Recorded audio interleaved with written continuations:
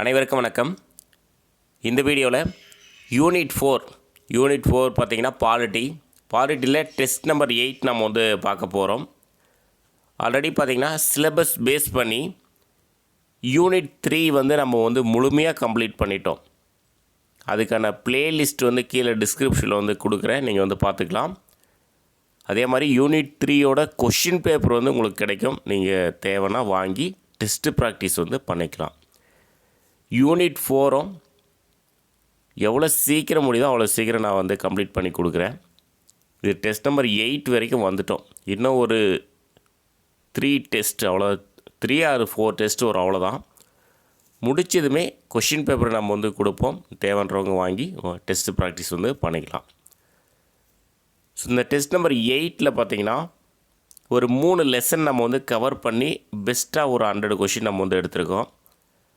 8th பாலிட்டிலேருந்து பார்த்திங்கன்னா நீதித்துறை,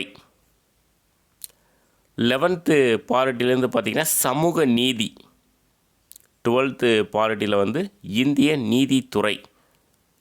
3 லெசன்லேருந்து கட்டாயம் கொஷின் கேட்கக்கூடிய லெசன் தான் இது எல்லாமே. ஸோ வீடியோ முழுமையாக பாருங்கள். வீடியோக்குள்ளே போகலாம்.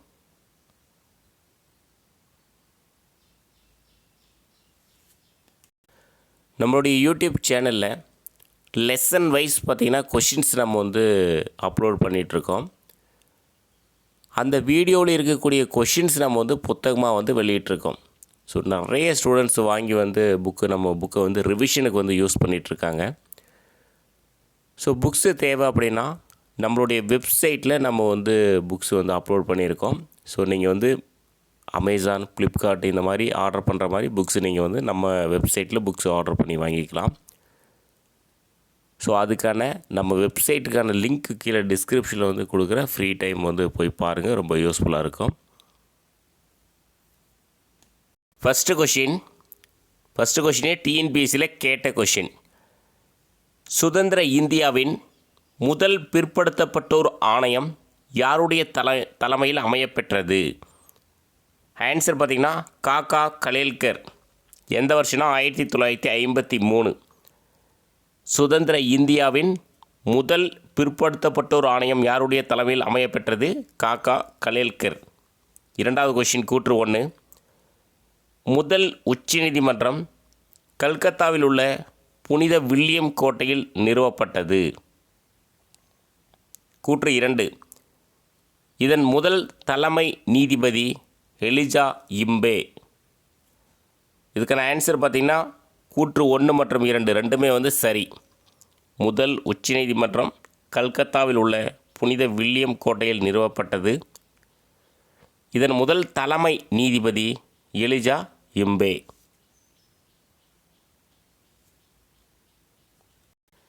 சென்னை மாவட்ட அனைத்து துறைகளில் வகுப்புவாரி பிரதிநிதித்துவம் அளித்து ஆணை வெளியிட்ட ஆண்டு? ஆன்சர் பார்த்திங்கன்னா 1892. சென்னை மாவட்ட அனைத்து துறைகளில் வகுப்புவாரி பிரதிநிதித்துவம் அளித்து ஆணை வெளியிட்ட ஆண்டு 1892. இது 128 உட்பிரிவு 2 என்று அழைக்கப்பட்டது. நான்காவது கொஷின். பம்பாய், மதராஸ் மற்றும் கல்கத்தா உயர்நீதிமன்றம் நிறுவப்பட்ட ஆண்டு? ஸோ இந்த 3 இடத்துல பம்பாய், மதராஸ் மற்றும் கல்கத்தா, இந்த 3 இடத்துல முதல்ல உயர்நீதிமன்றம் நிறுவப்பட்ட ஆண்டு 1862.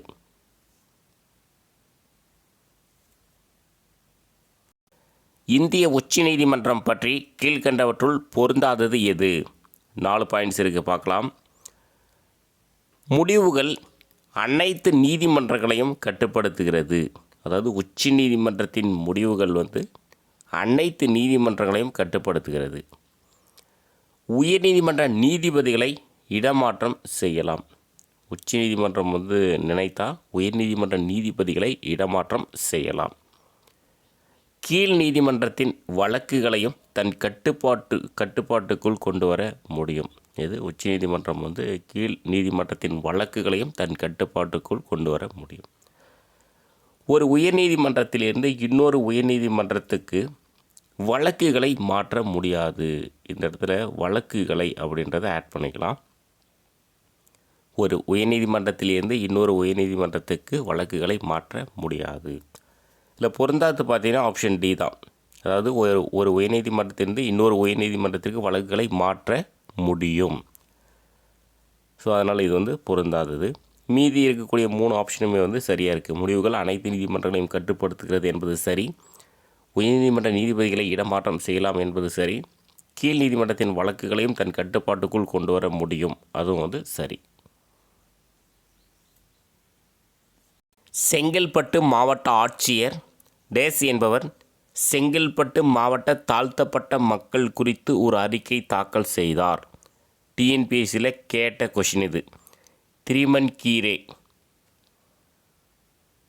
செங்கல்பட்டு மாவட்ட ஆட்சியர் திரிமன்கீரே என்பவர் செங்கல்பட்டு மாவட்ட தாழ்த்தப்பட்ட மக்கள் குறித்து ஒரு அறிக்கை தாக்கல் செய்தார். 7வது கொஷின். எந்த ஆண்டில் அலெக்சாண்டர் காடியோ தலைமையிலான ராயல் ஆணையம் வந்தபோது ஏராளமான விண்ணப்பங்கள் அளிக்கப்பட்டன? எந்த வருஷம்னா 1913. 1913ஆம் ஆண்டில் அலெக்சாண்டர் காடியோ தலைமையிலான ராயல் ஆணையம் வந்தபோது ஏராளமான விண்ணப்பங்கள் அளிக்கப்பட்டன. கூற்று 1. ஒரு சுதந்திரமான நீதித்துறை என்ற கருத்தை முன்மொழிந்த முதல் பிரெஞ்சு அரசியல் தத்துவ ஞானி யார்னா மாண்டெஸ்கியூ. கூற்று 2. சட்டமன்றம், நிர்வாகம், நீதித்துறை ஆகிய 3 பிரிவுகளாக அரசாங்கம் செயல்பட வேண்டும் எனும் அதிகார பகிர்வு கோட்பாட்டில் நம்பிக்கை கொண்டவர் மாண்டெஸ்கியூ. ஆன்சர் பார்த்திங்கன்னா ரெண்டுமே சரி. கூற்று 1, 2 ரெண்டுமே வந்து சரி. ஒரு சுதந்திரமான நீதித்துறை என்ற கருத்தை முன்மொழிந்த முதல் பிரெஞ்சு அரசியல் தத்துவ ஞானி வந்து மாண்டெஸ்கியூ. சட்டமன்றம், நிர்வாகம், நீதித்துறை ஆகிய 3 பிரிவுகளாக அரசாங்கம் செயல்பட வேண்டும் எனும் அதிகார பகிர்வு கோட்பாட்டில் நம்பிக்கை கொண்டவர் மாண்டெஸ்கியூ. யார் எழுதி வெளியிட்ட அந்த அறிக்கை பிராமணர் அல்லாதோர் அறிக்கை என்று அழைக்கப்படுகிறது? ஆன்சர் பார்த்திங்கன்னா sir P. Thiyagarayar. Sir P. Thiyagarayar எழுதி வெளியிட்ட அந்த அறிக்கை பிராமணர் அல்லாதோர் அறிக்கை என்று அழைக்கப்படுகிறது. 10வது கொஷின். இதுவும் டிஎன்பிஎஸ்சியில் கேட்ட கொஷின். கூற்று 1. விரைவான நீதி மற்றும் மக்கள் முன்னிலையில் மக்கள் பேசும் மொழியிலேயே விசாரித்து தீர்வு காண்பது லோக் அதாலத், அதாவது மக்கள் நீதிமன்றங்கள். கூற்று 2. முதல் லோக் அதாலத் 1982ஆம் ஆண்டு குஜராத் ஜுனாகத்தில் நடைபெற்றது. ஸோ இதுக்கான ஆன்சர் பார்த்திங்கன்னா ஆப்ஷன் ஏ 1 மற்றும் 2 சரியானது. இந்த முதல் லோக் அதாலத் எங்கே நடைபெற்றது அப்படின்னு கொஷின் கேட்டிருக்காங்க. எந்த ஆண்டு அப்படின்றதும் கொஷின் கேட்டிருக்காங்க. 1982 ஜுனாகத்தில் வந்து நடைபெற்றது முதல் லோக் அதாலத். ஸோ பாருங்கள், விரைவான நீதி மற்றும் மக்கள் முன்னிலையில் மக்கள் பேசும் மொழியிலேயே விசாரித்து தீர்வு காண்பது லோக் அதாலத், அதாவது மக்கள் நீதிமன்றங்கள் அப்படின்னு சொல்லுவாங்க. முதல் லோக் அதாலத் 1982ஆம் ஆண்டு குஜராத் ஜுனாகத்தில் நடைபெற்றது. அதே மாதிரி லோக் அதாலத் ஏற்படுத்தப்பட்ட ஆண்டு அப்படின்னா அது 1987 வரும். அதுக்கு முன்னாடியே வந்து முதல் லோக் அதாலத் வந்து 1982ஆம் ஆண்டு குஜராத் ஜுனாகத்தில் வந்து நடைபெற்றது. அதுவும் ரொம்ப ஒரு முக்கியமான கொஷின், பின்னாடி நம்ம வந்து பார்ப்போம். 11வது கொஷின். கூற்று 1. 1920இல் sir P. Thiyagarayar, doctor T M. Nair ஆகியோர் தென்னிந்திய சுதந்திர சங்கம் என்ற இயக்கத்தை தொடங்கினர். கூற்று 2. இவ்வியக்கத்தின் சார்பில் ஜஸ்டிஸ் எனும் இதழ் வெளியானது. கூற்று 3. இவ்வியக்கம் மக்களிடையே நீதி கட்சி என வழங்கப்பெற்றது. ஸோ இதுக்கான ஆன்சர் பார்த்திங்கன்னா 2 மற்றும் 3 சரியானது. 1 வந்து தவறானது. 1 ஏன் தவறுனா 1920 கிடையாது, 1916. 1916இல் sir P. Thiyagarayar, doctor T M. Nair ஆகியோர் தென்னிந்திய சுதந்திர சங்கம் என்ற இயக்கத்தை தொடங்கினர். இவ்வியக்கத்தின் சார்பில் ஜஸ்டிஸ் எனும் இதழ் வெளியானது. இவ்வியக்கம் மக்களிடையே நீதி கட்சி என வழங்கப்பெற்றது. ஸோ வருஷம் மட்டும் 1916. உச்சநீதிமன்றம் பற்றிய கருத்துக்களில் கீழ்கண்டவற்றுள் பொருந்தாதது எது? பாருங்கள், இந்தியாவின் மிக உயர்ந்த நீதிமன்றம் மும்பையில் அமைந்துள்ளது. அரசியலமைப்பு சட்டத்தின் பாதுகாவலன். இறுதி மேல்முறையீட்டு நீதிமன்றம், ஆவண நீதிமன்றம், நீதிப்பிரானை அதிகார வரம்பு உச்சநீதிமன்றம் சரத்து 32, உயர்நீதிமன்றம் 226. இதில் பொருந்தாது பார்த்திங்கன்னா ஆப்ஷன் ஏ, இந்தியாவின் மிக உயர்ந்த நீதிமன்றம் மும்பையில் அமைந்துள்ளது. மும்பை கிடையாது, டெல்லியில் அமைந்துள்ளது. மீதி எல்லாமே சரியாக இருக்குது. அரசியலமைப்பு சட்டத்தின் பாதுகாவலன் தான் உச்சநீதிமன்றம். இறுதி மேல்முறையீட்டு நீதிமன்றம் தான் உச்சநீதிமன்றம். இது ஆவண நீதிமன்றமாக அழைக்கப்படுகிறது. நீதிப்பிரானை அதிகார வரம்பு உச்சநீதிமன்றத்துக்கு சரத்து 32, அதாவது ஆர்டிகல்ஸ் 32. உயர்நீதிமன்றம் ஆர்டிகல்ஸ் நீதிப்பிரானை 226. 13வது கொஷின், வகுப்பு வாரி இட ஒதுக்கீடு அளித்து டேஸில் தீர்மானம் நிறைவேறியது. எப்போ அப்படின்னா 1921. வகுப்பு வாரி இட ஒதுக்கீடு அளித்து 1921 தீர்மானம் நிறைவேறியது. நமது நீதித்துறை நிர்வாகத்திடம் இருந்து சுதந்திரமாக இருக்க வேண்டும், அதே வேளையில் திறமை மிக்கதாகவும் இருக்க வேண்டும். மேலும் வினா என்னவென்றால், எப்படி இந்த இரண்டு நோக்கங்களையும் பாதுகாக்க முடியும் என்பதே ஆகும். ஸோ இந்த கூற்றை சொன்னவர் யார் அப்படின்னா அம்பேத்கர். நமது நீதித்துறை நிர்வாகத்திடமிருந்து சுதந்திரமாக இருக்க வேண்டும், அதே வேளையில் திறமை மிக்கதாகவும் இருக்க வேண்டும். மேலும் வினா என்னவென்றால், எப்படி இந்த இரண்டு நோக்கங்களையும் பாதுகாக்க முடியும் என்பதே ஆகும். ஸோ சொன்னவர் அம்பேத்கர். 15வது கொஷின், எல்லா அரசு பணிகளிலும் பிராமணர் அல்லாதவர்களை அவர்களுக்கு குறைந்தபட்ச கல்வி தகுதி இருந்தாலே போதும் என்று கருதி வேலைவாய்ப்பு வழங்க வேண்டும் எனும் தீர்மானத்தினை சட்டசபையின் உறுப்பினரான டேஸ் கொண்டு வந்தார். யார் அப்படின்னா முனுசாமி. எல்லா அரசு பணிகளிலும் பிராமணர் அல்லாதவர்களை அவர்களுக்கு குறைந்தபட்ச கல்வி தகுதி இருந்தாலே போதும் என்று கருதி வேலைவாய்ப்பு வழங்க வேண்டும் எனும் தீர்மானத்தை சட்டசபையின் உறுப்பினரான முனுசாமி கொண்டு வந்தார். சமூக மற்றும் கல்வியில் பிற்படுத்தப்பட்ட வகுப்பினர் அல்லது பட்டியல் சாதி மற்றும் பழங்குடியினரின் முன்னேற்றத்திற்கான சிறப்பு திட்டங்கள் உருவாக்குவதற்கு அரசியலமைப்பு சட்ட விதி 29 உட்பிரிவு 2 தடையாக இருக்காது என்று கூறும் சட்டப்பிரிவு எது அப்படின்னா ஆன்சர் ஆப்ஷன் ஏ, பிரிவு 15 உட்பிரிவு 4.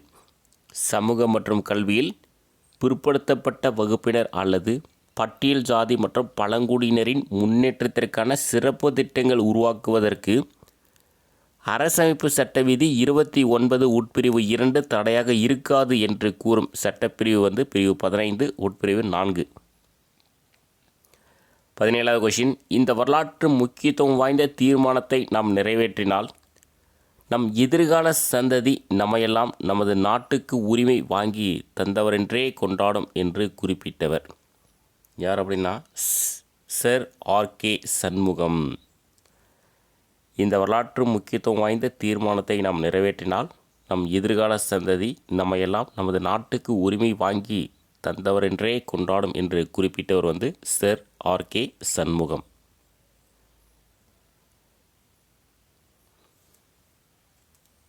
கூற்று 1, நேர்மையான நீதி என்ற கருத்தியலின் அடிப்படையில் ஒரு நீதி கோட்பாட்டை ஜான் ரால்ஸ் உருவாக்கியுள்ளார்.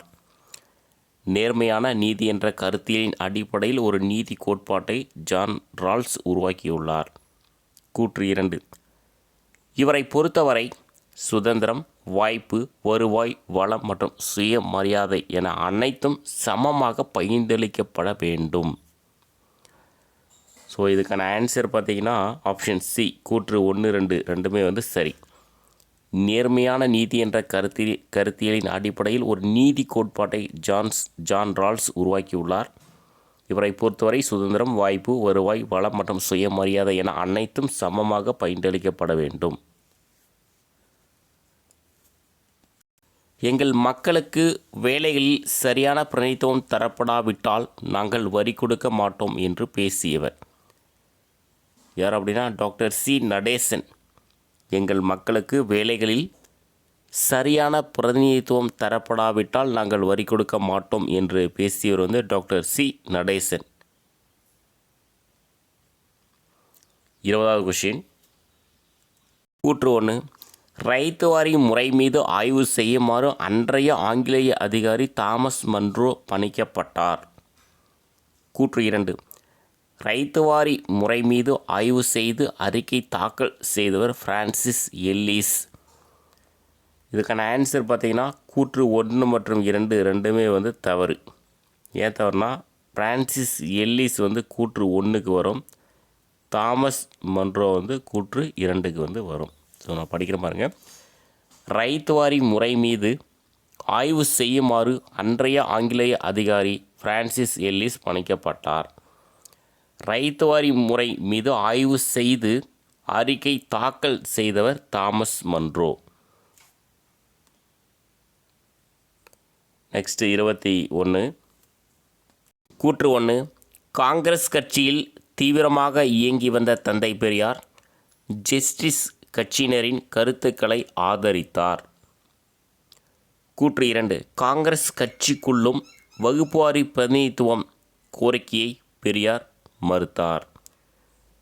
இதுக்கான ஆன்சர் பார்த்தீங்கன்னா கூற்று 1 வந்து சரி, கூற்று 2 வந்து தவறு.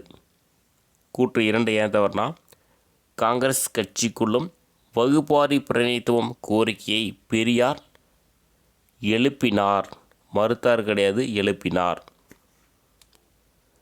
கூற்று 1 வந்து சரி. காங்கிரஸ் கட்சியில் தீவிரமாக இயங்கி வந்த தந்தை பெரியார் ஜஸ்டிஸ் கட்சியினரின் கருத்துக்களை ஆதரித்தார்.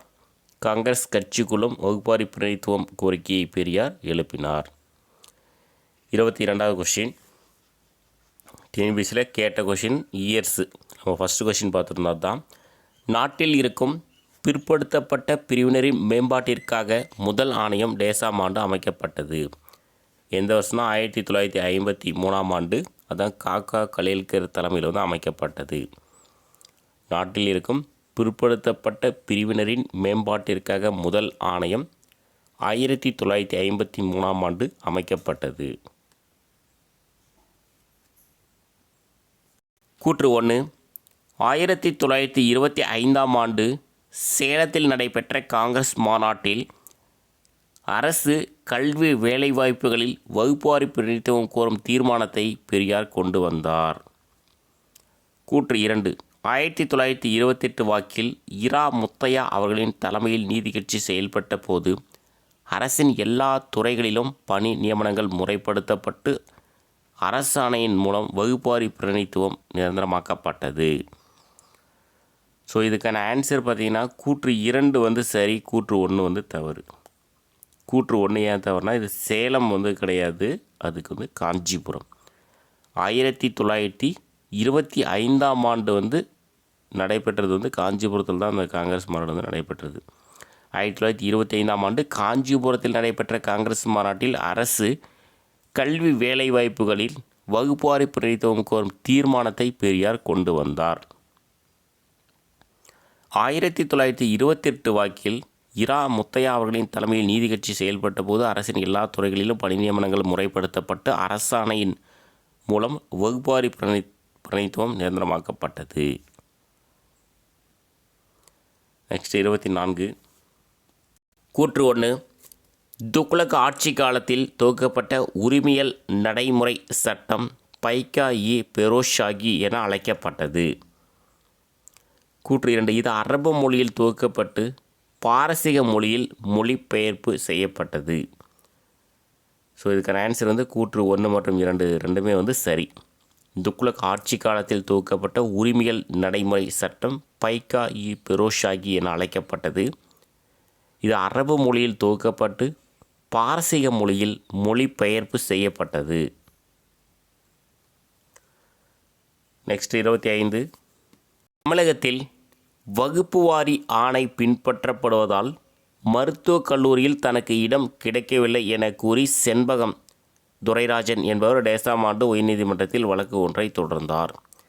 எந்த வருஷம்னா 1951ஆம் ஆண்டு.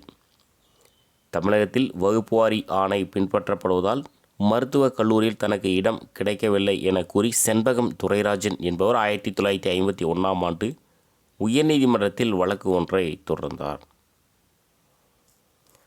26. அரசமைப்பு சட்டப்பிரிவு டேஸ் மற்றும் டேஸ் ஆகிய பிரிவுகள் சமூக ரீதியிலும் பொருளாதார ரீதியிலும் பின்தங்கியவர்களுக்கு சில சிறப்பு சட்டங்கள் மற்றும் சலுகைகள் வழங்கலாம் என அரசுக்கு அதிகாரம் வழங்கியுள்ளது. ஸோ அதுக்கான ஆன்சர் பார்த்தீங்கன்னா ஆப்ஷன் ஏ, பிரிவு 15, 16. அரசமைப்பு சட்டப்பிரிவு 15 மற்றும் 16 ஆகிய பிரிவுகள் சமூக ரீதியிலும் பொருளாதார ரீதியிலும் பின்தங்கியவர்களுக்கு சில சிறப்பு சட்டங்கள் மற்றும் சலுகைகள் வழங்கலாம் என அரசுக்கு அதிகாரம் வழங்கியுள்ளது. கூற்று 1. பிரதமர் நேரு முதலாவது சட்ட திருத்தத்தினை நாடாளுமன்றத்தில் கொண்டு வந்தார். கூற்று 2. அத்திருத்தத்தின்படி அரசமைப்பு சட்டப்பிரிவுகள் 15 உட்பிரிவு 4, 16 உட்பிரிவு 4 எனும் உட்பிரிவுகள் இணைக்கப்பட்டன. ஸோ ஆன்சர் 2 கூற்றுகளும் சரியானவை. பிரதமர் நேரு முதலாவது சட்ட திருத்தத்தினை நாடாளுமன்றத்தில் கொண்டு வந்தார். அத்திருத்தத்தின்படி அரசமைப்பு சட்ட பிரிவுகள் 15(4), 16(4) எனும் உட்பிரிவுகள் இணைக்கப்பட்டன. தமிழ்நாட்டில் டேசாம் ஆண்டு முதல் பிற்படுத்தப்பட்டோருக்கு 25%, தாழ்த்தப்பட்டோருக்கு 16% என இடஒதுக்கீடு நடைமுறைப்படுத்தப்பட்டது. ஸோ எந்த வருஷத்துலேருந்து? 1951ஆம் ஆண்டு. தமிழ்நாட்டில் 1951ஆம் ஆண்டு முதல் பிற்படுத்தப்பட்டோருக்கு 25%, தாழ்த்தப்பட்டோருக்கு 16% என இடஒதுக்கீடு நடைமுறைப்படுத்தப்பட்டது.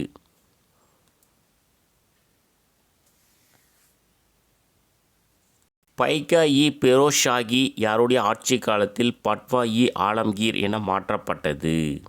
யாருடைய ஆட்சி காலத்துலனா அவுரங்கசீப். துக்ளக் ஆட்சி காலத்தில் பைகா-இ பெரோஸ்-ஷாஹி அப்படின்னு இருந்தது. அது அவுரங்கசீப் ஆட்சி காலத்தில் பட்வா-இ ஆலம்கீர் என மாற்றப்பட்டது. ஆண்டு 1670. கூற்று 1. மு. கருணாநிதி முதலமைச்சராக இருந்தபோது பிற்படுத்தப்பட்டோர் நலன் குறித்து ஆராய்ந்திட சட்டநாதன் தலைமையில் ஒரு ஆணையம் அமைக்கப்பட்டது. கூற்று 2. சட்டநாதன் பரிந்துரைகளின் அடிப்படையில் 1981ஆம் ஆண்டு பிற்படுத்தப்பட்டோருக்கு 31%, தாழ்த்தப்பட்டோருக்கு 18% என இடஒதுக்கீட்டு வரம்பு மாற்றியமைக்கப்பட்டது. ஸோ இதுக்கான ஆன்சர் பார்த்திங்கன்னா 1 மட்டும் சரியானது, 2 தவறானது. 2 ஏன் தவறுனா 1981 கிடையாது, 1971. அதாவது சட்டநாதன் பரிந்துரைகளின் அடிப்படையில் 1971ஆம் ஆண்டு பிற்படுத்தப்பட்டோருக்கு 31%, தாழ்த்தப்பட்டோருக்கு 18% என இடஒதுக்கீட்டு வரம்பு மாற்றியமைக்கப்பட்டது. கூற்று 1 சரியாக இருக்குது. மு. கருணாநிதி முதலமைச்சராக இருந்தபோது பிற்படுத்தப்பட்டோர் நலன் குறித்து ஆராய்ந்திட சட்டநாதன் தலைமையில் ஒரு ஆணையம் அமைக்கப்பட்டது என்பது சரி. நெக்ஸ்ட் 31. நாட்டின் பழமையான உயர்நீதிமன்றம் எங்குள்ளது? எங்கே அப்படின்னா கல்கத்தா. நிறுவப்பட்டது 1862 நிறுவப்பட்டது.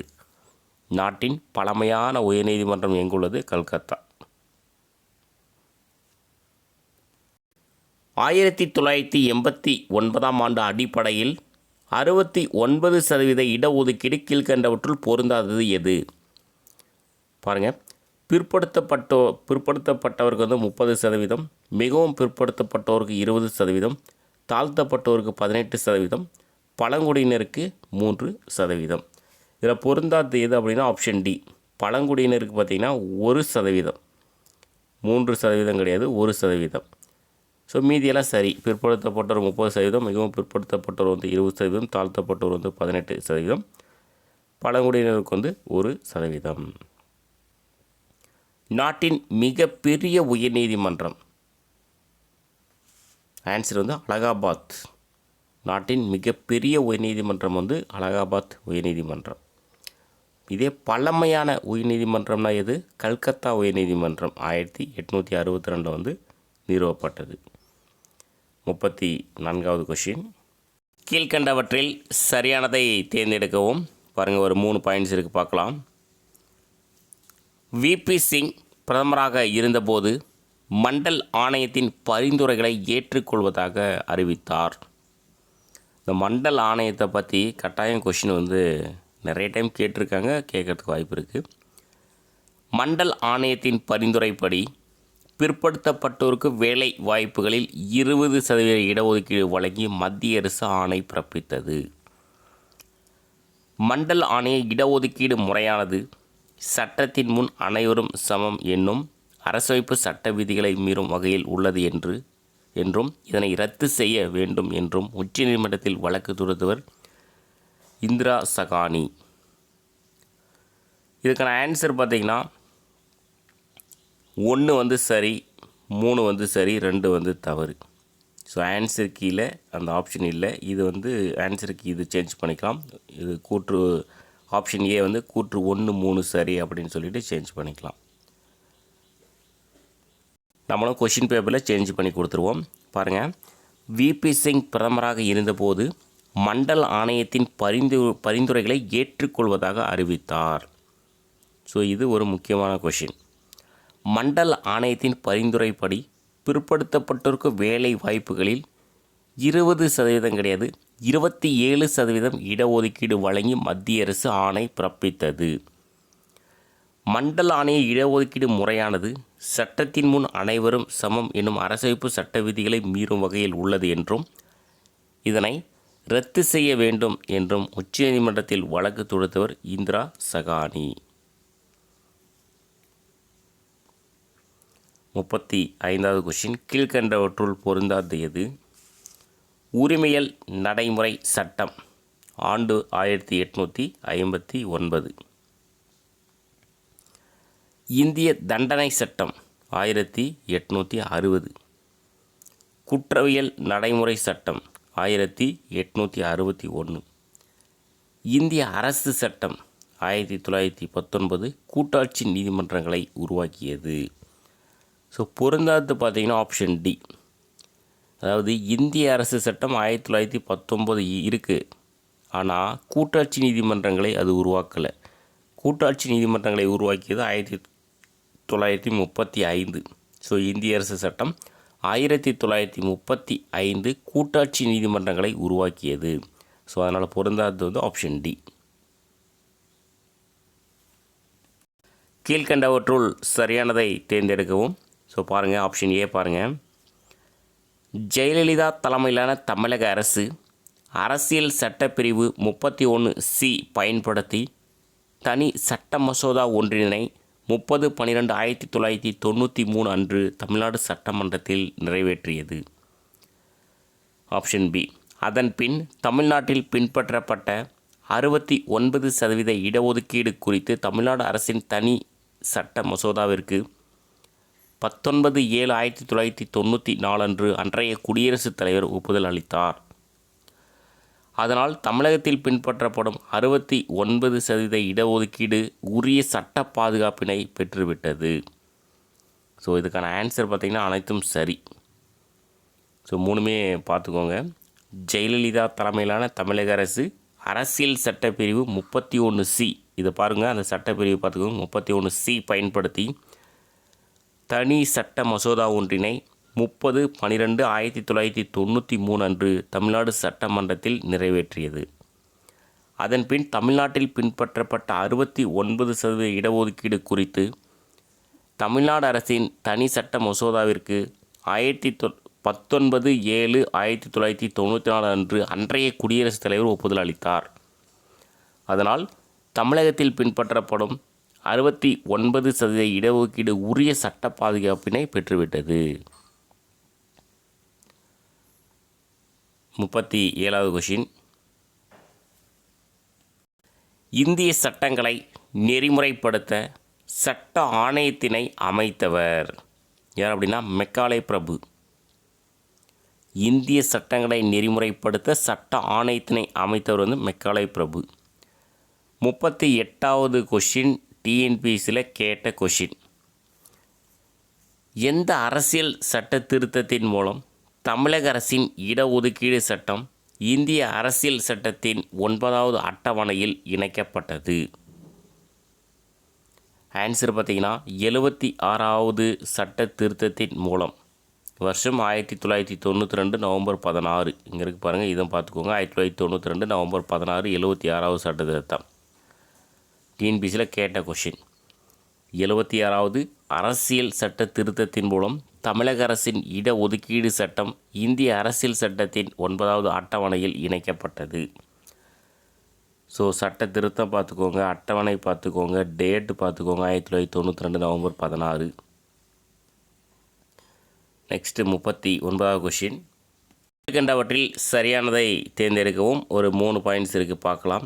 சட்டப்பிரிவு 145 படி உச்சநீதிமன்ற விதிகளை ஒழுங்குபடுத்த நடைமுறை மற்றும் வழிமுறைகள் 1966ஆம் ஆண்டு ஏற்படுத்தப்பட்டது. இந்திய அரசமைப்பு சட்டத்தின் 4வது அத்தியாயத்தில் பகுதி 5 படி ஒன்றிய நீதித்துறை செயல்படும். அத்தியாயம் 6 கீழ் பகுதி 6 படி துணை நீதிமன்றங்கள் செயல்படும். இதுக்கான ஆன்சர் பார்த்தீங்கன்னா 3மே சரி. கூற்று 1, 2, 3 வந்து சரி. சட்டப்பிரிவு 145 படி உச்சநீதிமன்ற விதிகளை ஒழுங்குபடுத்த நடைமுறை மற்றும் வழிமுறைகள் 1966ஆம் ஆண்டு ஏற்படுத்தப்பட்டது. இது சரி. இந்திய அரசமைப்பு சட்டத்தின் 4வது அத்தியாயத்தில் பகுதி 5 படி ஒன்றிய நீதித்துறை செயல்படும். அத்தியாயம் 6 கீழ் பகுதி 6 படி துணை நீதிமன்றங்கள் செயல்படும். 3மே வந்து சரி. 40வது கொஷின் பாருங்கள். 40, 41 டிஎன்பிசியில் கேட்ட கொஷின், ரொம்ப முக்கியமான கொஷின். பிற்படுத்தப்பட்டோர் ஆணையம் அமைத்திட குடியரசுத் தலைவருக்கு அதிகாரம் அளிக்கும் அரசியல் சட்டப்பிரிவு எதுனா 340.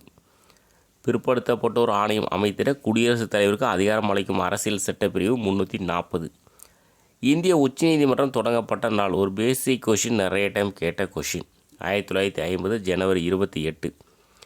இந்திய உச்சநீதிமன்றம் தொடங்கப்பட்ட நாள் வந்து 1950 ஜனவரி 28.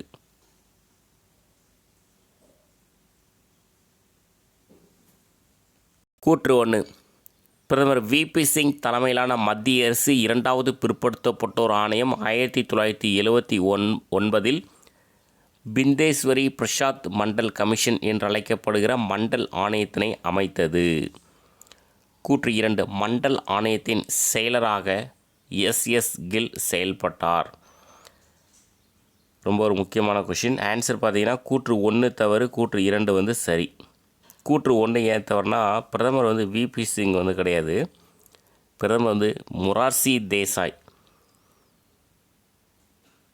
அதாவது பிரதமர் மொரார்சி தேசாய் தலைமையிலான மத்திய அரசு 2வது பிற்படுத்தப்பட்டோர் ஆணையம். அப்போ 1வது பிற்படுத்தப்பட்டோர் ஆணையம் தான் அந்த காக்கா கலேல்கர் தலைமையில் 1953 அமைக்கப்பட்டது. இது 2வது பிற்படுத்தப்பட்டோர் ஆணையம் வந்து 1979 அந்த வருஷம்லாம் பார்த்துக்கோங்க. பிந்தேஸ்வரி பிரசாத் மண்டல் கமிஷன் என்றழைக்கப்படுகிற மண்டல் ஆணையத்தினை அமைத்தது.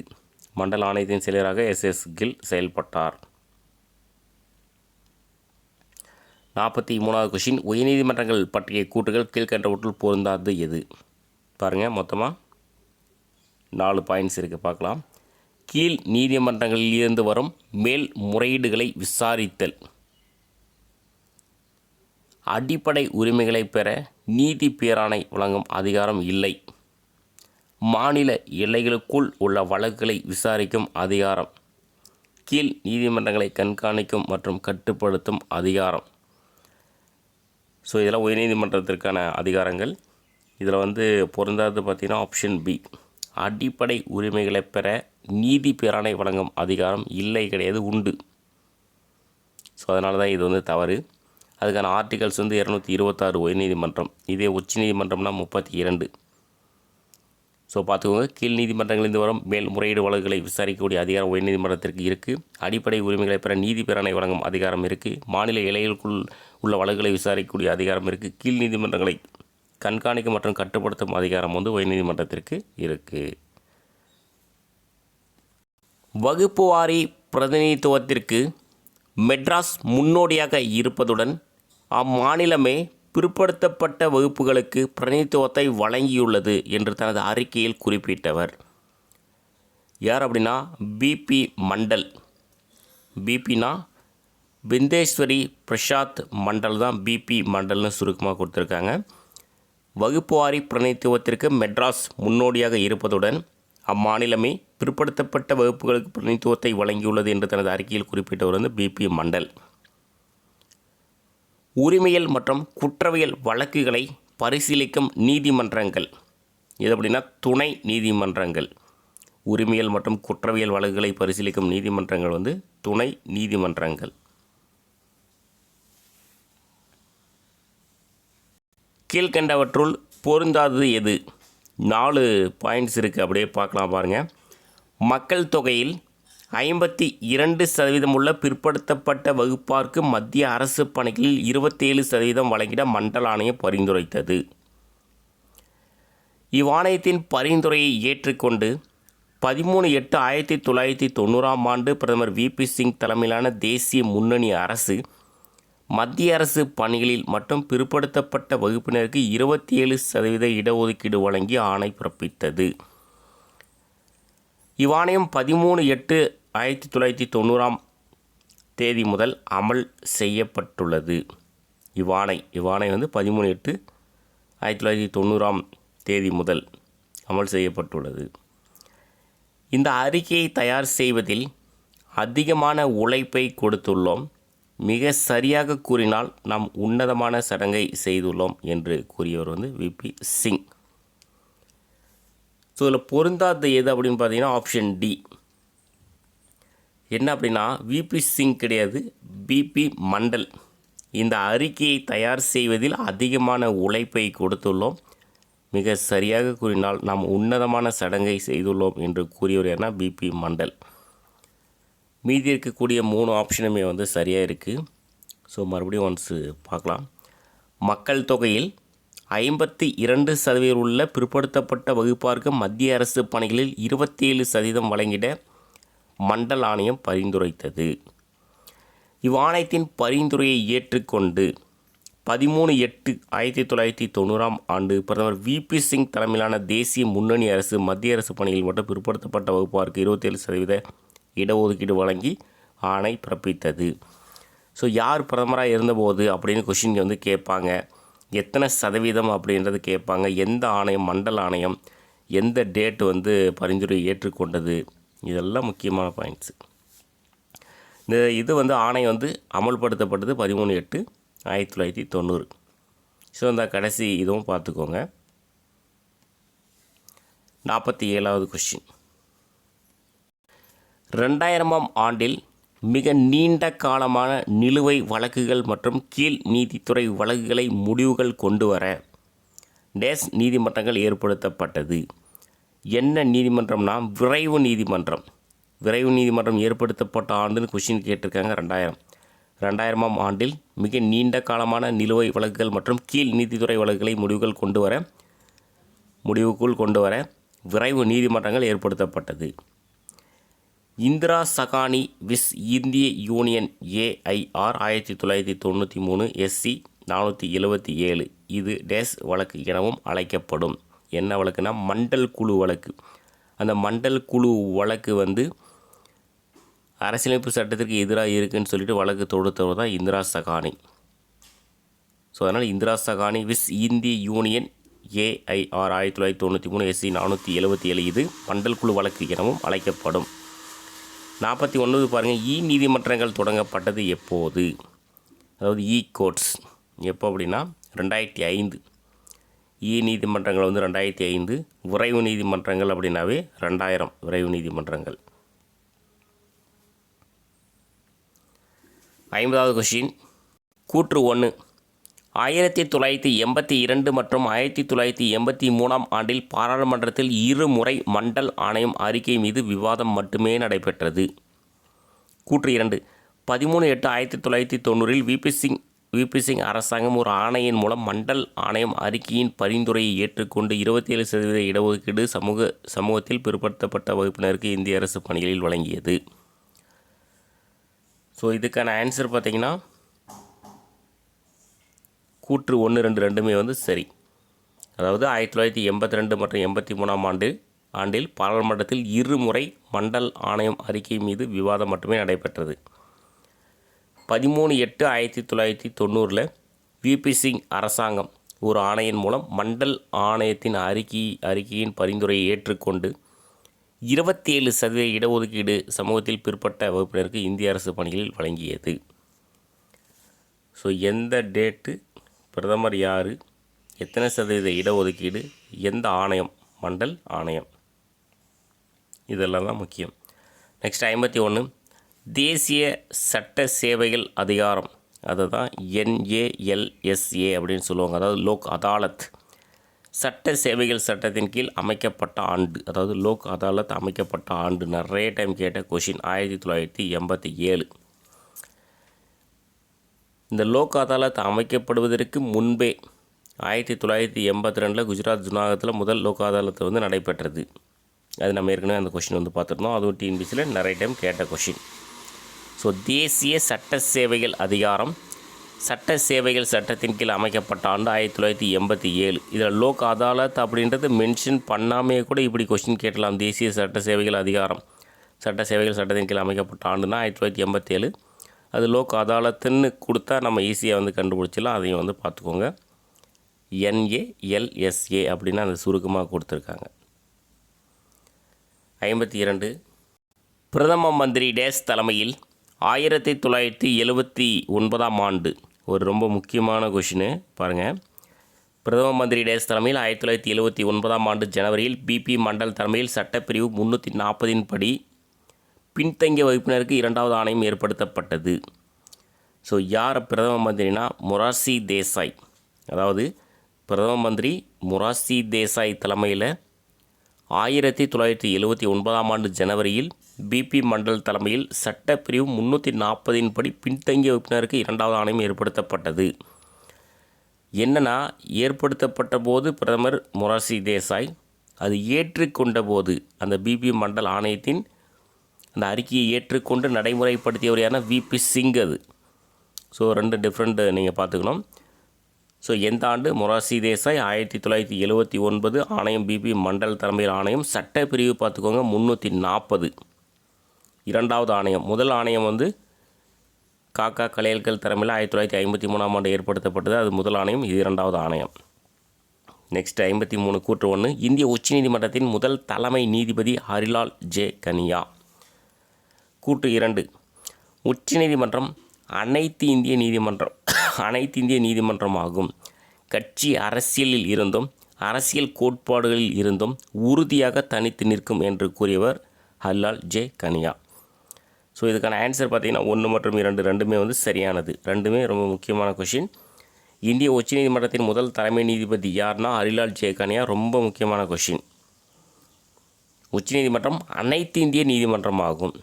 கட்சி அரசியலில் இருந்தும் அரசியல் கோட்பாடுகளில் இருந்தும் உறுதியாக தனித்து நிற்கும் என்று கூறியவர் வந்து ஹரிலால் ஜே கனியா. மதராஸில் ஆங்கிலேய அரசால் விசாரிக்கப்பட்ட முதல் வழக்கு ஆன்சர் பார்த்திங்கன்னா அசென்டியா தவாஸ். மதராஸில் ஆங்கிலேய அரசால் விசாரிக்கப்பட்ட முதல் வழக்கு வந்து அசென்டியா தவாஸ். மாநிலங்களில் மிக உயர்ந்த நீதிமன்றம் எது அப்படின்னா உயர்நீதிமன்றம். மாநிலங்களில் மிக உயர்ந்த நீதிமன்றம் வந்து உயர்நீதிமன்றம். கீழ்கண்டவற்றுள் பொருந்தாதது எது? ஒரு 4 ஆப்ஷன் இருக்குது, பார்க்கலாம். குடிமையல் மற்றும் குற்றவியல் வழக்குகளை தலைமையேற்று நடத்திய நீதிமன்றம் பாஜ்தாரி நீதிமன்றம். 1736 ஆண்டு சாசன சட்டம் 3 மாகாணங்களில் ஒவ்வொரு மேயர் நீதிமன்றங்களை அமைத்தது. 1780 ஆண்டுகளில் மாகாண நீதிமன்றங்களை சீரமைத்தவர் வாரன் ஹாஸ்டிங்ஸ். இந்து சட்டங்களை தொகுப்பதற்கு காரணமானவர் வாரன் ஹாஸ்டிங்ஸ்.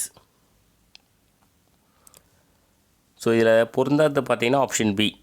அது 1736 கிடையாது, 1726. 1726 ஆண்டு சாசன சட்டம் 3 மாகாணங்களில் ஒவ்வொரு மேயர் நீதிமன்றங்களை அமைத்தது. ஸோ மீதி எல்லாமே வந்து சரியாக இருக்குது. குடிமையல் மற்றும் குற்றவியல் வழக்குகளை தலைமையேற்று நடத்திய நீதிமன்றம் வந்து பாஜ்தாரி நீதிமன்றம். 1726 ஆண்டு சாசன சட்டம் 3 மாகாணங்களில் ஒவ்வொரு மேயர் நீதிமன்றங்களை அமைத்தது. 1780ஆம் ஆண்டுகளில் மாகாண நீதிமன்றங்களை சீரமைத்தவர் வாரன் ஹாஸ்டிங்ஸ். இந்து சட்டங்களை தொகுப்பதற்கு காரணமானவர் வாரன் ஹாஸ்டிங்ஸ். மாநிலங்களில் உயர்நீதிமன்றங்களின் கீழ் செயல்படும் நீதிமன்றம். ஆன்சர் துணை நீதிமன்றம். மாநிலங்களில் உயர்நீதிமன்றங்களின் கீழ் செயல்படும் நீதிமன்றம் துணை நீதிமன்றம். அரசு பணியில் போதிய அளவு பிரதிநிதித்துவம் பெறாத அனைத்து பிற்படுத்தப்பட்ட வகுப்பினருக்கான பணி நியமனங்களில் இடஒதுக்கீடு வழங்க மேற்கொள்ளப்படும் செயல்களுக்கு இவ்விதி தடையாக இருக்காது. எந்த விதி அப்படின்னா பிரிவு 16 உட்பிரிவு 4. அரசு பணியில் போதிய அளவு பிரதிநிதித்துவம் பெறாத அனைத்து பிற்படுத்தப்பட்ட வகுப்பினருக்கான பணி நியமனங்களில் இடஒதுக்கீடு வழங்க மேற்கொள்ளப்படும் செயல்களுக்கு இவ்விதி தடையாக இருக்காது. எந்த விதினா பிரிவு 16 உட்பிரிவு 4. பொதுநல வழக்கை அறிமுகம் செய்த நீதிமன்றம் எது அப்படின்னா உச்ச நீதிமன்றம். பொதுநல வழக்கை அறிமுகம் செய்த நீதிமன்றம் உச்ச நீதிமன்றம். ஜான் ரால்ஸின் சிறந்த படைப்புகள் கீழ்கண்டவற்றுள் பொருந்தாதது எது? நீதி கோட்பாடு ஆண்டு 1971. நேர்மையான நீதி 1985. அரசியல் தாராளவியல் 1993. மக்களின் சட்டம் 1994. இதில் பொருந்தாதது பார்த்தீங்கன்னா ஆப்ஷன் டி, மக்களின் சட்டம் என்பது அது சரி. ஆண்டு 1994 கிடையாது, 1993. ஸோ மீதியெல்லாம் சரியாக இருக்குது. இப்போ நீதி கோட்பாடு அப்படின்ற அந்த நூல் 1971, நேர்மையான நீதி 1985, அரசியல் தாராளவியல் 1993, மக்களின் சட்டம் 1993. பஞ்சாப், ஹரியானா மற்றும் டேஸ் ஒரு பொதுவான நீதிமன்றத்தை கொண்டுள்ளது. எந்த பொதுவான நீதிமன்றம்னா சண்டிகர். பஞ்சாப், ஹரியானா மற்றும் சண்டிகர் ஒரு பொதுவான நீதிமன்றத்தை கொண்டுள்ளது. மூணுத்துக்குமே ஒரே ஒரு பொதுவான நீதிமன்றம் பஞ்சாப், ஹரியானா, சண்டிகர்.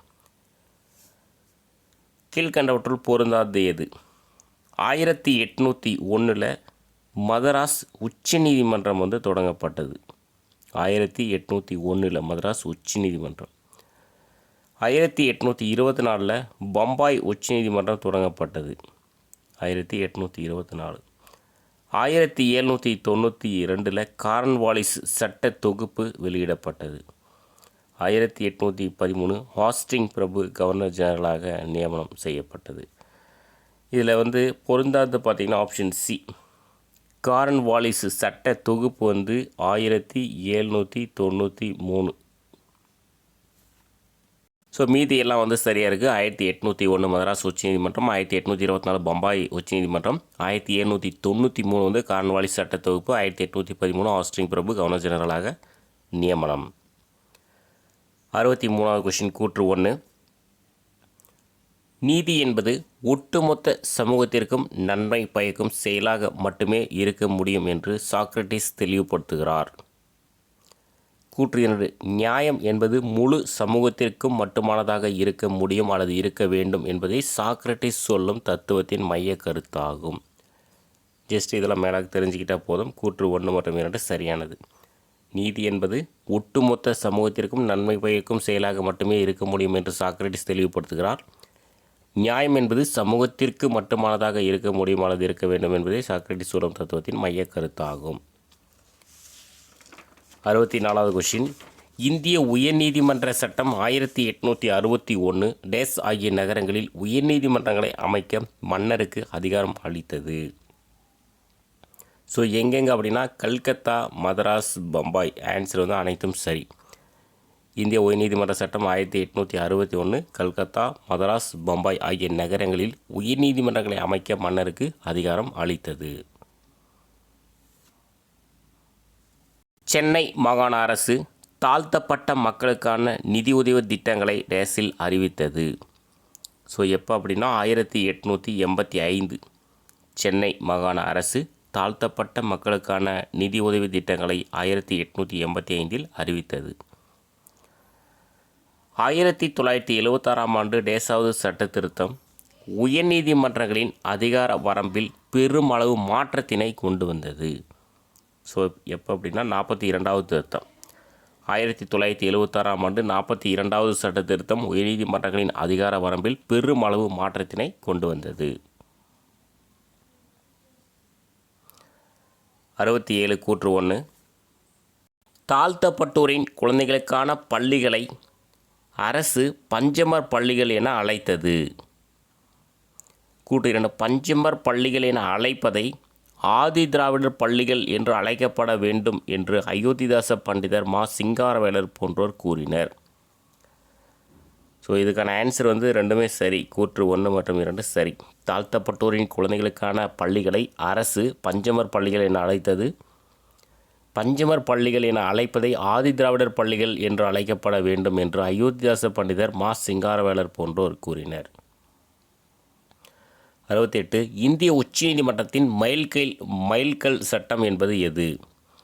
எந்த சட்டம் அப்படின்னா இந்திய அரசாங்க சட்டம் 1935.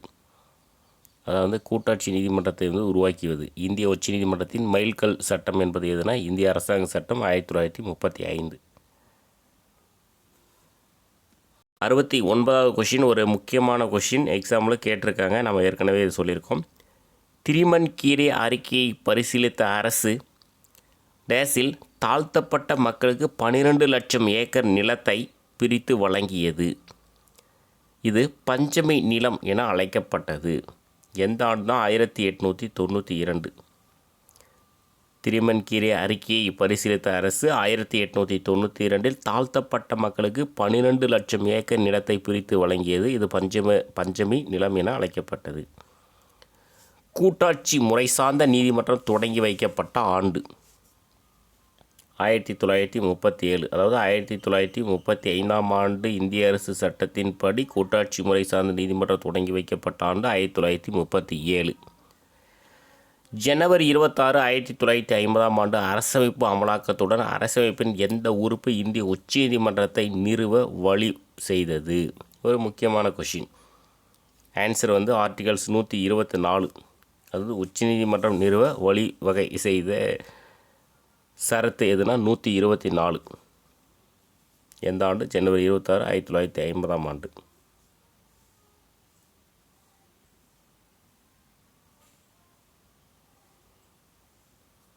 அதாவது ஜனவரி 26, 1950ஆம் ஆண்டு அரசமைப்பு அமலாக்கத்துடன் அரசமைப்பின் எந்த உறுப்பு இந்திய உச்சநீதிமன்றத்தை நிறுவ வழிவகை செய்ததுன்னா 124. இந்திய உச்சநீதிமன்றம் நிறுவப்பட்ட ஆண்டு அப்படின்னு கொஷின் கேட்டாங்கன்னா ஜனவரி 28, 1950. இந்திய உச்சநீதிமன்றம் நிறுவப்பட்டது ஜனவரி 28, 1950. 72வது கொஷின். கூற்று 1, அறநெறியின் அடிப்படையிலான பகுத்தறிவு ஒரு புதிய அரசியல் கட்டமைப்பை உருவாக்கும். அதில் மக்கள் தங்கள் சுயநல விரும்பிகளின்படி இல்லாமல் ஒட்டுமொத்த சமுதாய விருப்பங்களின்படியான கொள்கையை பற்றி சிந்திப்பார்கள் என்று ஜான் ரால்ஸ் கூறுகிறார். கூற்று 2, ஜான் ரால்ஸ் கோட்பாடானது நவீன காலத்தின் மிக சிறந்த பகுத்தறிவு மனிதர்கள் நம் சமூகத்தில் நீதியின் சக்தியை உணர வேண்டும் என்கிறது. ஸோ இதுக்கான ஆன்சர் பார்த்திங்கன்னா கூற்று 1, 2 ரெண்டுமே சரி. அறநெறியின் அடிப்படையிலான பகுத்தறிவு ஒரு புதிய அரசியல் கட்டமைப்பை உருவாக்கும். அதில் மக்கள் தங்கள் சுயநல விரும்பிகளின்படி இல்லாமல் ஒட்டுமொத்த சமுதாய விருப்பங்களின்படியான கொள்கைகளை பற்றி சிந்திப்பார்கள் என்று ஜான் ரால்ஸ் கூறுகிறார். ஜான் ரால்ஸ் கோட்பாடானது நவீன காலத்தின் மிக சிறந்த பகுத்தறிவு மனிதர்கள் நம் சமூகத்தில் நீதியின் சக்தியை உணர வேண்டும் என்கிறது. நெக்ஸ்ட்டு 73வது கொஷின். இன மத மொழி சிறுபான்மையினருக்கான ஐநா பிரகடனம் வெளியிடப்பட்டது எப்போன்னு கேட்டிருக்காங்க. டிசம்பர் 18, 1992. இன மத மொழி சிறுபான்மையினருக்கான ஐநா பிரகடனம் டிசம்பர் 18, 1992. இந்திய அரசமைப்பு 3 அடுக்கு நீதித்துறை அமைப்பினை வழங்குகிறது.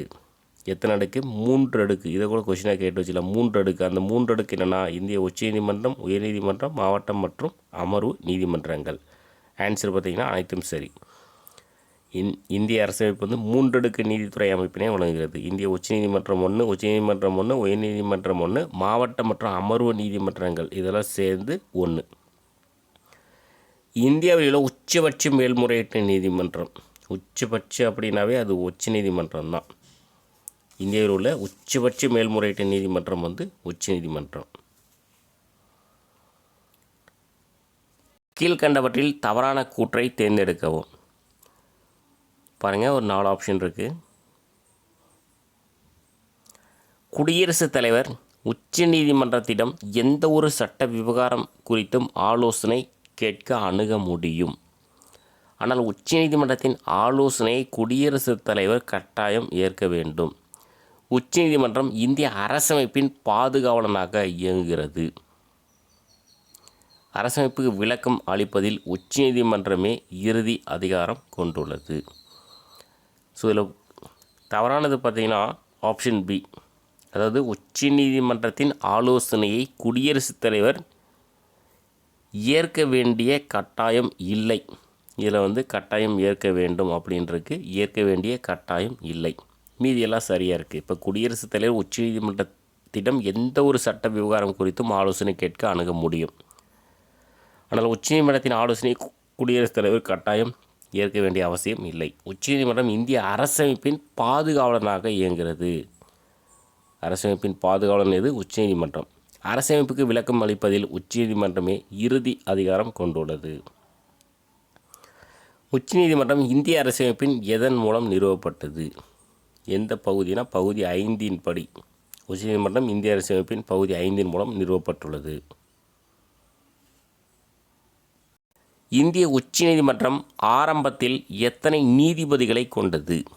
எத்தனை நீதிபதினா ஒரு தலைமை நீதிபதி ப்ளஸ் 7 நீதிபதிகள், மொத்தம் 8. ஒரு தலைமை நீதிபதி 7 நீதிபதிகள். இந்திய உச்சநீதிமன்றம் வந்து ஆரம்பத்தில் எத்தனை நீதிபதிகளை கொண்டதுன்னா ஒரு தலைமை நீதிபதி 7 நீதிபதிகள். எப்போனா தொடங்கப்பட்ட போது ஜனவரி 28, 1950. உச்சநீதிமன்ற நீதிபதியை குடியரசுத் தலைவர் நியமனம் செய்வதற்கு டேஸுடன் கலந்து ஆலோசிக்க வேண்டும். ஸோ யார் கூட அப்படின்னா உச்சநீதிமன்ற தலைமை நீதிபதி, உச்சநீதிமன்றத்தின் இதர 4 மூத்த நீதிபதிகள் கொண்ட குழு, கொலிஜியம் அப்படின்னு சொல்லுவாங்க. ஆன்சர் பார்த்திங்கன்னா அனைத்தும் சரி. நல்லா கவனமாக பார்த்துக்கோங்க.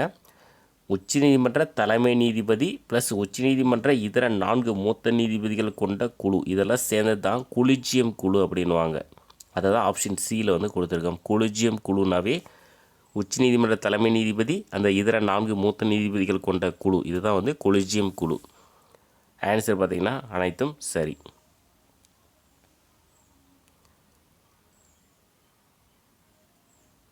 எண்பதாவது கொஷின் கூற்று 1. உச்சநீதிமன்ற நீதிபதி 62 வயது வரை பதவியில் இருக்கலாம். கூற்று 2. உச்சநீதிமன்ற நீதிபதி பதவி விலகல் கடிதத்தை குடியரசுத் தலைவரிடம் சமர்ப்பிக்க வேண்டும். இதுக்கான ஆன்சர் பார்த்திங்கன்னா கூற்று 2 வந்து சரி, கூற்று 1 தவறு. ஏன்னா உச்சநீதிமன்ற நீதிபதி வயது பார்த்திங்கன்னா 65. 62னா அது உயர்நீதிமன்ற நீதிபதி தான் 62, உச்சநீதிமன்ற நீதிபதினா 65. இதெல்லாம் கொஷினாக வந்து டிஎன்பிசியில் கேட்டிருக்காங்க. ஸோ உச்சநீதிமன்ற நீதிபதினா 65 வயது வரை பதவியில் இருக்கலாம். உச்சநீதிமன்ற நீதிபதி பதவி விலகல் கடிதத்தை வந்து குடியரசுத் தலைவரிடம் சமர்ப்பிக்க வேண்டும். கூற்று 2 மட்டும் வந்து சரி. உச்சநீதிமன்ற நீதிபதியாக நியமிக்க தகுதிகள் பாருங்கள், 2 கூற்று இருக்குது. கூற்று 1. உயர்நீதிமன்ற நீதிபதியாக 10 ஆண்டுகள் பணியாற்றிய அனுபவம். கூற்று 2. அல்லது குறைந்தபட்சம் 10 ஆண்டுகள் தொடர்ந்து 1 அல்லது 2க்கு மேற்பட்ட உயர்நீதிமன்றங்களில் வழக்கறிஞராக பணியாற்றிய அனுபவம் மற்றும் நாடாளுமன்ற வகுத்துள்ள தகுதிகளை கொண்டிருக்க வேண்டும். ஸோ இதுக்கான ஆன்சர் பார்த்திங்கன்னா 2 மட்டும் வந்து சரி, 1 வந்து தவறு. ஏன்னா உயர்நீதிமன்ற நீதிபதியாக 5 ஆண்டுகள் போதும். 5 ஆண்டுகள் பணியாற்றிய அனுபவம் இருந்தால் போதும். அல்லது குறைந்தபட்சம் 10 ஆண்டுகள் தொடர்ந்து 1 அல்லது 1க்கு மேற்பட்ட உயர்நீதிமன்றங்களில் வழக்கறிஞராக பணியாற்றிய அனுபவம் மற்றும் நாடாளுமன்ற வகுத்துள்ள தகுதியில் வந்து கொண்டிருக்க வேண்டும். உச்சநீதிமன்ற நீதிபதியை விசாரிக்க நாடாளுமன்றத்தின் 2 அவைகளிலும் ஒட்டுமொத்த உறுப்பினர்களின் எண்ணிக்கையில் டேஸ் பங்கு குறையாமல் கலந்து கொண்டு வாக்கெடுப்பில் ஆதரவு பெரும்பான்மை பெற வேண்டும். ஸோ எத்தனை பங்குனா 3/2 பங்கு. உச்சநீதிமன்ற நீதிபதியை விசாரிக்க நாடாளுமன்றத்தின் 2 அவைகளிலும் ஒட்டுமொத்த உறுப்பினர்களின் எண்ணிக்கையில் 3/2 பங்கு குறையாமல் கலந்து கொண்டு வாக்கெடுப்பில் ஆதரவு பெரும்பான்மை பெற வேண்டும். அடுத்த கொஷின். அரசமைப்பின் கீழ் இந்திய உச்சநீதிமன்றம் டேசாம் ஆண்டு முதல் செயல்பட தொடங்கியது. நம்ம ஏற்கனவே பார்த்துருக்கோம். அதாவது உச்சநீதிமன்றம் நிறுவப்பட்ட ஆண்டு. அதுதான் விதவிதமாக டைப்பில் கொஷின் கேட்பாங்க. 1950 ஜனவரி 28. இப்போ அரசியலமைப்பின் கீழ் இந்திய உச்சநீதிமன்றம் 1950 ஜனவரி 28ஆம் ஆண்டு முதல் செயல்பட தொடங்கியது. நெக்ஸ்ட் 84வது கொஷின். ஹரிலால் ஜே கனியா அவருடன் நீதிபதியாக பதவி ஏற்றவர்கள். இதில் பார்த்தீங்கன்னா ஆப்ஷன் எஃப் வரைக்கும் வந்துருச்சு. இதை நான் கொஷின் பேட்டர்ன் அந்த ஆப்ஷன் ஏபிசிடி அதுக்குள்ளே வர்ற மாதிரி நான் மாற்றி கொடுத்துட்றேன். சையத் பாசல் அலி, பதஞ்சலி சாஸ்திரி, மெகர்சந்த் மகாஜன், விஜயன் குமார் முகர்ஜி மற்றும் எஸ்ஆர் தாஸ். ஆன்சர் பார்த்திங்கன்னா அனைத்தும் சரி. இவங்க எல்லாமே பார்த்திங்கன்னா ஹரிலால் ஜே கனியா அவருடன் நீதிபதியாக பதவியேற்றவர்கள். இந்திய உச்சநீதிமன்றத்தின் முதல் தலைமை நீதிபதி யார்? ஹரிலால் ஜே கனியா. அவருடன் பதவியேற்றவர்கள் தான் இவர்கள் எல்லாமே. சையத் பாசல் அலி, பதஞ்சலி சாஸ்திரி, மெகர்சந்த் மகாஜன், விஜயன்குமார் முகர்ஜி மற்றும் எஸ்ஆர் தாஸ். கீழ்கண்டவற்றுள் தவறான கூற்றை தேர்ந்தெடுக்கவும். ஒரு 4 ஆப்ஷன் இருக்குது, பார்க்கலாம். மாநிலங்களின் தலைமை நீதித்துறை நிர்வாக அமைப்பு உயர்நீதிமன்றம். உயர்நீதிமன்ற நீதிபதிகளை நியமனம் செய்பவர் குடியரசுத் தலைவர். உயர்நீதிமன்ற நீதிபதிகளின் பதவிக்காலம் 65 வயது வரை. உயர்நீதிமன்றங்கள் 5 வகையான நீதி பிராணைகள் கொண்டிருக்கின்றன. சட்ட உறுப்பு 226. இதில் தவறானது பார்த்தீங்கன்னா ஆப்ஷன் சி. உயர்நீதிமன்ற நீதிபதிகளின் பதவிக்காலம் 62 வயது வரை. எக்ஸாமில் கேட்டிருக்காங்க கொஷின், 62 வயது வரை. ஸோ மீதி எல்லாமே சரியாக இருக்குது. இப்போ மாநிலங்களின் தலைமை நீதித்துறை நிர்வாக அமைப்புனா அது உயர்நீதிமன்றம். உயர்நீதிமன்ற நீதிபதிகளை நியமனம் செய்பவர் யாருன்னா குடியரசுத் தலைவர். உயர்நீதிமன்ற நீதிபதிகளின் பதவிக்காலம் எவ்வளோனா 62 வயது வரை. உயர்நீதிமன்றங்கள் 5 வகையான நீதி பிராணைகள் கொண்டிருக்குன்னா அந்த சட்ட உறுப்பு 226. நெக்ஸ்ட்டு 86. கீழ்கண்டவற்றுள் பொருந்தாது எது? பொருந்தாது எது? பாருங்கள், ஒரு 4 ஆப்ஷன் இருக்குது. ஆட்கொணர்வு நீதி பேராணை. ஒரு நபர் சட்ட விரோதமாக அடைத்து வைக்கப்பட்டிருக்கும் ஒரு வழக்கிற்கு பொருந்தக்கூடியது தான் ஆட்கொணர்வு நீதி பேராணை. நெறிவுறுத்தும் நீதி பேராணை சட்டத்திற்கு புறம்பான நடவடிக்கைகளை தடுப்பது. அதாவது இதில் என்னென்னா இந்த 4 ஆப்ஷனுமே நம்ம சேஞ்ச் பண்ணாமல் டைரெக்டாக கொடுத்துருக்கோம். உங்களுக்கு கொஷின் பேப்பரில் இங்கே என்ன இருக்குன்னா ஆதரிப்பது அப்படின்னு இருக்கும்.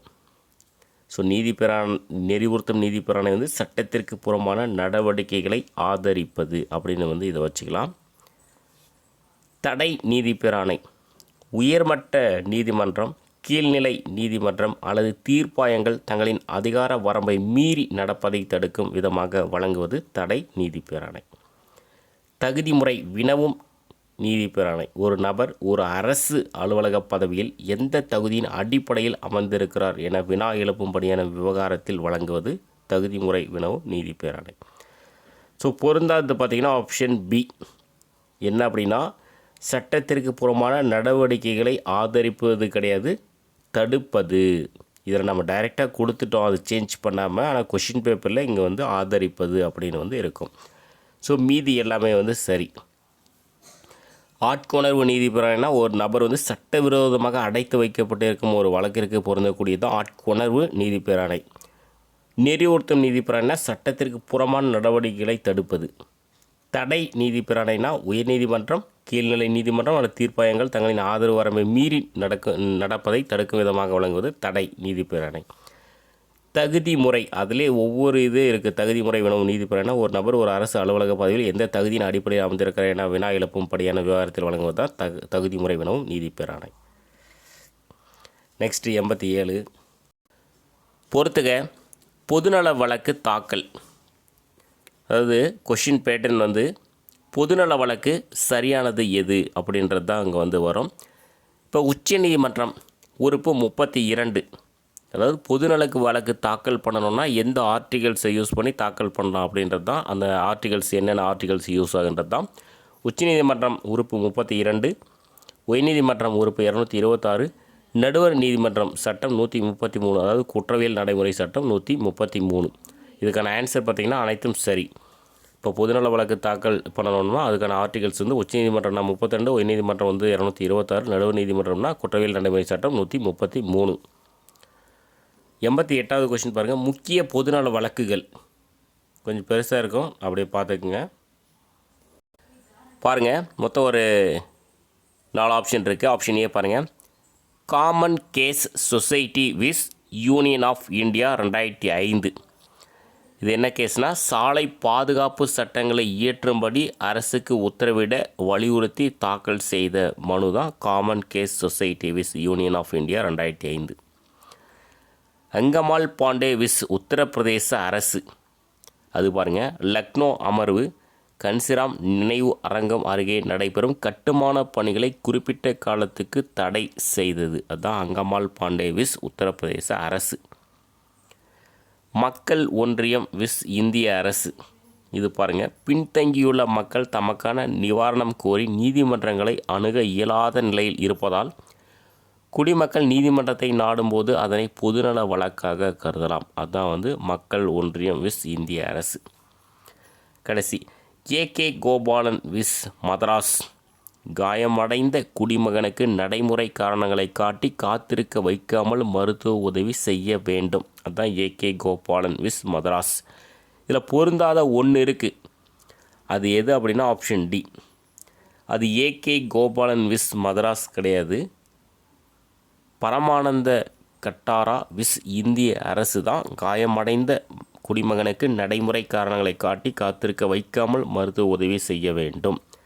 ஏகே கோபாலன் விஸ் மதராஸ் நம்ம பின்னாடி பார்ப்போம் அது என்ன வழக்குன்னு சொல்லிட்டு. பரமானந்த கட்டாரா விஸ் இந்திய அரசு தான் காயமடைந்த குடிமகனுக்கு நடைமுறை காரணங்களை காட்டி காத்திருக்க வைக்காமல் மருத்துவ உதவி செய்ய வேண்டும். மீதி எல்லாமே சரியாக இருக்குது, பார்த்துக்கோங்க. Common cause society wish union of India 2005.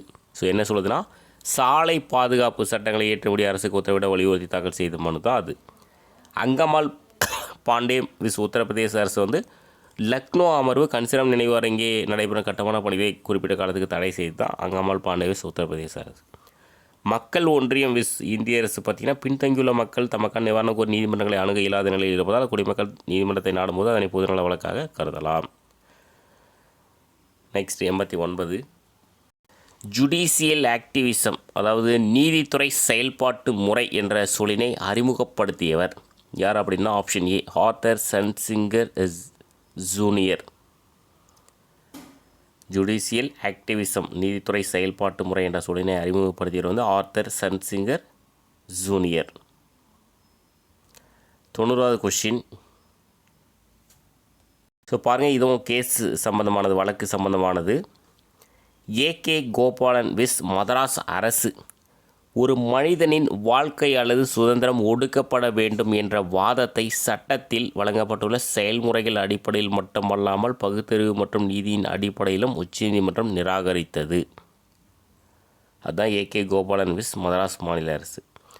Maneka Gandhi விஸ் இந்திய அரசு மேற்கொண்ட நியாய வாதத்தினை நீதிமன்ற விளக்கம் மூலம் அரசமைப்பு உறுப்பு 21 துணை பிரிவாக சேர்க்கப்பட்டது.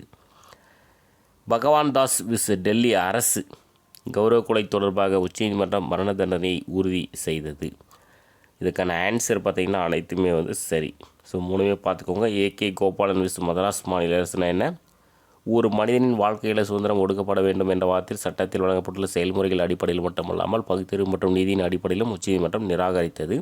அதே மேனகா காந்தி விஸ் இந்திய அரசு மேற்கண்ட நியாய வாதத்தினை நீதிமன்ற விளக்கம் மூலம் அரசமைப்பு உறுப்பு 21 துணை பிரிவாக சேர்க்கப்பட்டது. பகவான் தாஸ் விஸ் டெல்லி அரசுனா கௌரவ கொலை தொடர்பாக உச்சநீதிமன்றம் மரண தண்டனை உறுதி செய்தது. நிர்வாக சட்டங்கள் என்பவை நிர்வாகத்துடன் தொடர்புடையவை என்று விளக்கம் அளித்தவர் யார் அப்படின்னா ஐவர் ஜென்னிங்ஸ். நிர்வாக சட்டங்கள் என்பவை நிர்வாகத்துடன் தொடர்புடையவை என்று விளக்கம் அளித்தவர் ஐவர் ஜென்னிங்ஸ். Next 92வது question. கீழ்கண்டவற்றுள் தவறான கூற்றை தேர்ந்தெடுக்கவும். பாருங்கள், ஒரு 4 ஆப்ஷன் இருக்குது. மனிதனை மனிதனாக கருத முடியாமல் அவரது சாதியை மட்டுமே வைத்து எடை போட முயலும் சிந்தனை காட்டு மிராண்டித்தனமானது என்று கூறியவர் பெரியார். பண்பாடு கலாச்சாரம் நாகரிகம் என்ற பெயரில் சமத்துவத்தை மறுக்கும் அத்தனை அம்சங்களையும் கடுமையாக நிராகரித்தவர் பெரியார். சாதி மத பாலின பேதமற்ற சமூகமே உயரிய சமூகம் என்று அறிவித்தவர் பெரியார். மொழிமேல் வெறியும் தங்களது பண்பாடு மேல் தீவிர பற்றும் கொண்டுள்ள நபர்களால் நவீன சமூகத்தை உருவாக்க முடியாது என்று திட்டவட்டமாக வாதாடியவர் பாரதியார். ஸோ இதில் தவறானது பார்த்திங்கன்னா ஆப்ஷன் டி, அதாவது இது பாரதியார் கிடையாது, பெரியார், அவ்வளோதான். மீதி எல்லாமே சரியாக இருக்குது. நாலுமே ரொம்ப முக்கியமானது இதுதான், பாயிண்ட்ஸ் தான். பாருங்கள், மனிதனை மனிதனாக கருத முடியாமல் அவரது சாதியை மட்டுமே வைத்து எடை போட முயலும் சிந்தனை காட்டு மிராண்டித்தனமானது என்று கூறியவர் பெரியார். பண்பாடு, கலாச்சாரம், நாகரிகம் என்ற பெயரில் சமத்துவத்தை மறுக்கும் அத்தனை அம்சங்களையும் கடுமையாக நிராகரித்தவர் பெரியார். சாதி மத பாலின பேதமற்ற சமூகம் உயரிய சமூகம் என்று அறிவித்தவர் பெரியார். மொழிமேல் வெறியும் தங்களது பண்பாடு மேல் தீவிர பற்றும் கொண்டுள்ள நபர்களால் நவீன சமூகத்தை உருவாக்க முடியாது என்று திட்டவட்டமாக வாதாடியவர் பெரியார்.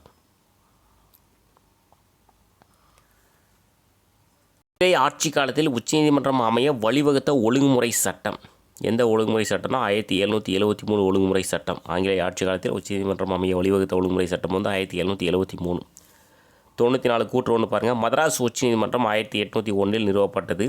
பம்பாய் உச்சநீதிமன்றம் 1824 நிறுவப்பட்டது. ஸோ இதுக்கான ஆன்சர் பார்த்திங்கன்னா ரெண்டுமே சரி. கூற்று 1 மற்றும் 2 சரி. மதராஸ் உச்சநீதிமன்றம் 1801 நிறுவப்பட்டது சரி.